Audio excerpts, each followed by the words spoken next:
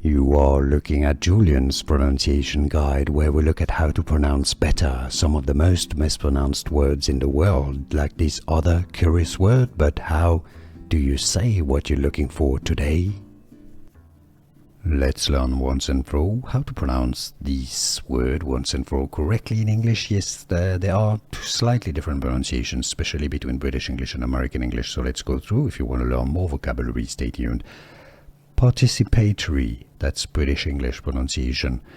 It comes from the word participate, so participatory. So it's either terry or just tree, or very short ter syllable. Participatory. British English pronunciation. American English now is usually pronounced as participatory. Participatory. All right, so rather than having a p syllable, you have a pay syllable, you have a p syllable. Participatory, and the famous ori at the end. Participatory, or American English, or participatory, British English. Did you get the difference? Was this any useful? Let me know in the comments.